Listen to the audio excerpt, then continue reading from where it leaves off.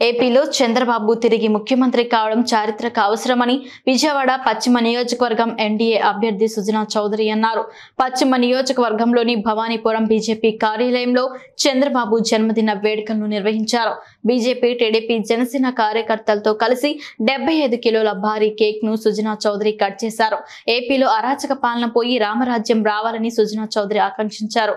ఒక్క ఛాన్స్ అంటూ జగన్ అధికారంలోకి వచ్చి ఏపీ ప్రజలను మోసం చేశారని, అమరావతి అభివృద్ధి, ఏపీ ప్రయోజనాలు, శాంతి భద్రతలు, ప్రజలు సుఖశాంతులతో ఉండాలంటే చంద్రబాబును తిరిగి ముఖ్యమంత్రిగా చేయాల్సిన అవసరం ప్రతి ఒక్కరి మీద ఉందని సుజనా చౌదరి అన్నారు. ఏపీకి చంద్రబాబు ముఖ్యమంత్రి కావడం చారిత్రక అవసరమని తెలిపారు. చంద్రబాబుకు ఏపీలో ప్రజలు బ్రహ్మరథం పడుతున్నారని, రానున్న ఎన్నికల్లో ఎన్డీఏ విజయం సాధిస్తుందని ధీమా వ్యక్తం చేశారు. ఈ కార్యక్రమంలో బీజేపీ ఎన్టీఆర్ జిల్లా అధ్యక్షులు అడ్డూరి శ్రీరామ్, టీడీపీ ఏపీ కార్యనిర్వాహక కార్యదర్శి ఎంఎస్ బేగ్, బీజేపీ నాయకులు పైల సోమినాయుడు, అమ్మిశెట్టి వాసు తదితరులు పాల్గొన్నారు. చంద్రబాబు నాయుడు గారి నాయకత్వం, చంద్రబాబు నాయుడు గారి నాయకత్వం.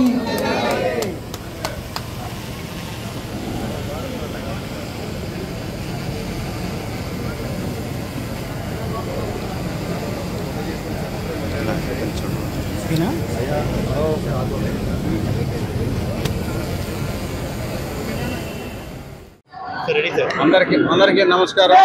ఈరోజు పశ్చిమ నియోజకవర్గ మాదిగ సోదరీమణులందరూ కూడా ఒక ఆత్మీయ సమావేశం పెట్టుకొని నన్ను ఆహ్వానించడం జరిగింది.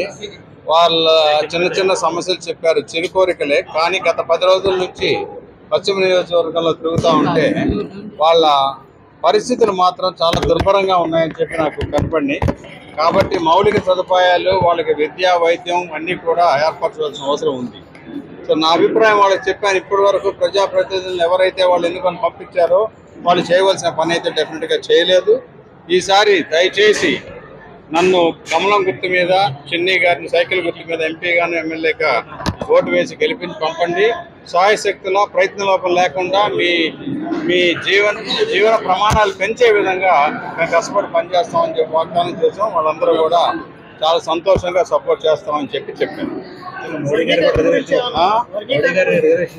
వర్గీకరణ రిజర్వేషన్ల గురించి అది కూడా గుర్తు చేశాను. 30 సంవత్సరాల క్రితమే చంద్రబాబు నాయుడు గారి గమనించి ఆయన ఒక 2 సంవత్సరాలు చేశారు, కానీ కోర్టులో ఆపేసి, ఆ తర్వాత ఇప్పుడు అదృష్టం బాగుండి నరేంద్ర మోడీ గారి నోటీసులోకి ఇది వెళ్ళింది. దీన్ని అది చేస్తూ ఉన్నారు. మాల సోదరులకు కూడా ఎటువంటి రకమైన బాధ ఉండకూడదు దీంట్లో. ఎందుకంటే ఆ రోజుల్లో ఎస్సీస్ అని పెట్టారు బాబాసాహెబ్ అంబేద్కర్ గారు. 10 సంవత్సరాల్లో వీళ్ళందరూ కూడా స్థితిగతులు పెరగాలి అని. కానీ మన దురదృష్టవశాత్తు 75 సంవత్సరాలైనా ఇంకా సమాన హోదాలోకి రాలా. కాబట్టి మాలలకు కూడా అన్యాయం జరగకుండా, ఎవరికి అన్యాయం జరగకుండా ఈ వర్గీకరణ చేపించి అందరికీ తదుపరి న్యాయం చేసే విధంగా నరేంద్ర మోడీ గారు హామీ ఇచ్చారు. దాని ప్రకారం మనం కలిసి పనిచేయాలి.